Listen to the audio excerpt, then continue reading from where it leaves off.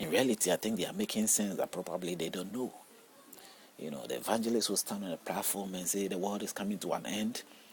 He's just using that to frighten people, just as the book is frightening people, to get people to realize that death is somewhere anyhow. So please get yourself, but as he said those things to you, if death is close or death is far, you becoming what he's trying to convert you to become, a Christian or a Muslim or whatever, what is he going to do to stop death?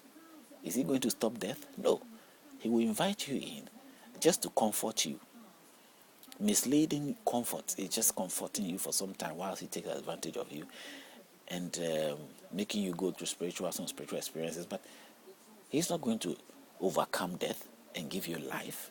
In fact, if the ultimate is that if he can give you life, then his campaign or his way of converting you is very legitimate.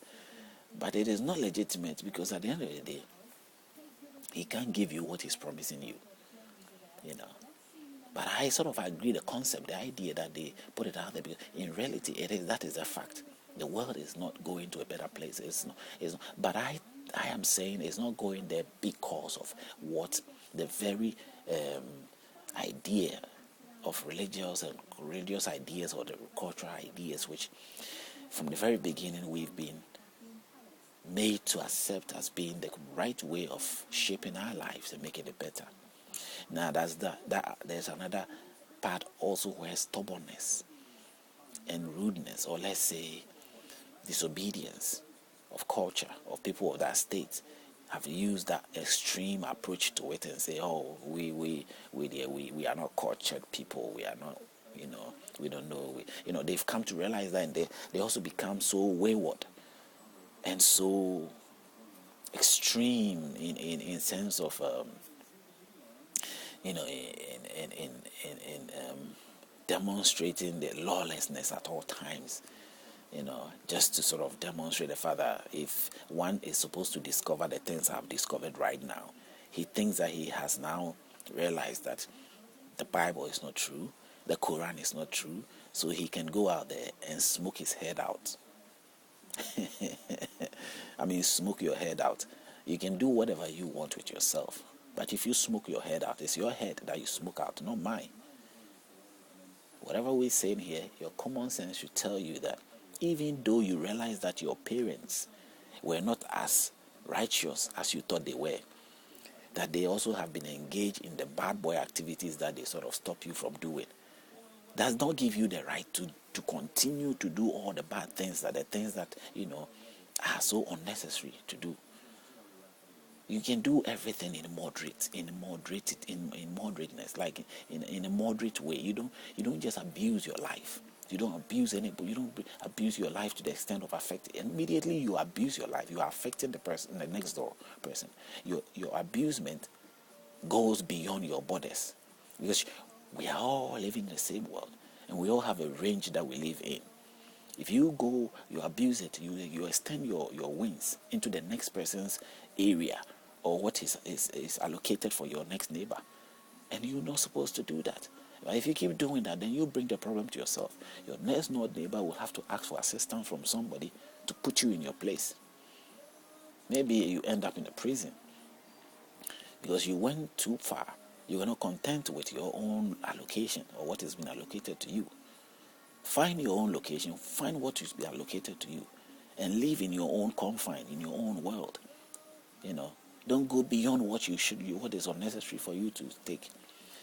Somebody says, because I have access to 20 girls, so I'm going to fuck all of them, or I'm going to sort of sleep with all of them, have sex with all of them.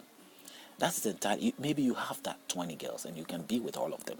Or let's say you're a girl and you have 20 boys and you can sleep with all of them. That's entirely up to you. But there are consequences. Of course, how much strength have you got? If you got the strength to sleep with them, go ahead. Nobody will stop you. But you have gone beyond your boundaries. A man, how much strength, or as a human being, you can take one at a time, one as what you have, as a period of time. That's it. I mean, it doesn't often happen to see a woman giving birth to, let's say, triplets or fourplets, or it just happened a few times. But in naturality, we see that the womb of a woman can take one baby at a time, or an instantly can take birth 9 months at a time, and after 9 months you have to wait, to it just doesn't happen just like that. Just as much as you can take is what you take. You don't go beyond that. And immediately people realize they go out of that captivity state, whether they were religious, and they became, they sort of realize certain facts of the matter, realize that, oh, this is really garbage. This isn't what, this thing is not real. And then they begin to say, oh, now I have my freedom back. I just do what I want to do and do whatever you want to do. You could have done whatever you want to do whenever time you wanted. You're realizing that does not mean that you should become lawless. You should become disobedient. You should sort of walk over other people. Those people there also have control and have they have the decency of life. Other people have got that responsibility and the courtesy in them that they are demonstrated at that time, that at all times, which is common sense approach to life. It's all ours. You are no greater than the other person. We are all the same. We are all supposed to live in that confines that we are meant to live in. But if you push it too far, you get what you don't want to get. That's what makes you end up in that terrible place that you never expected to end up. These things that's happen. We have to really come to know these things. People don't normally know that because they've sealed their ears and their eyes from the realities of life.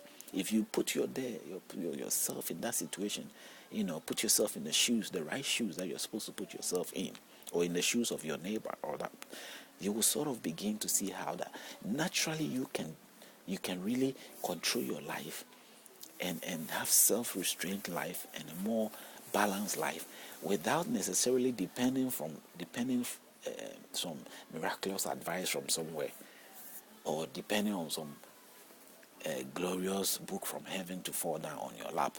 I mean, if that happens, so blessed be us. God, we thank God for that. But if that isn't the case, then you and I have a thing to really be ready to hold our fist all the time, because you have to fight your way out all the time, because others will not sit there whilst you sort of cut their cake and eat it. No, you're supposed to cut your cake, not his cake or her cake. You cut your cake. The national cake is there for all. Anyway, this just, by the way, this is just something that touches my heart that sometimes I want to top it up with. But the whole idea that what this is mean is that we're beginning where we have a very peaceful life, or have a very let's say sound life, or what do you call it, a settled life where we demonstrate our sense of responsibility and respect for each other, where we sort of embrace life in that kind of way. I think that it is something that you have to have a common sense approach. You have to develop it naturally within you by first learning to accept that errors, or accept the facts, by first making yourself available to sort of discover what needs to be discovered, and trying to figure out what you know. Whatever you know in your head, you find out whether it is true, whether it's really logic, whether there are facts to it or not. You don't go open a book and read, and when you read a book, you say, oh, this is true, it is true. It's like me reading this Bible or reading the Quran. Everything there, I'm entitled to believe it as being true. That's very stupid of me. You can't open a book and read everything in there and say it is true. That is the truth. How wise can you be to do that? There are so many books out there. You open a book, you read something in there, you say, this is true. Now, true in the sense of it being coming from an ultimate sense, which have got some sort of significance to life, no matter what the situation is. It's not like reading a proverb, or let's say, not necessarily a proverb, but like some parable, or some nice quotation from somebody and saying that, oh, this is really true, this happens in life. Yeah, things happens in life, and that may be happening in life, that's fine. But I'm talking in a sense that the history of human life,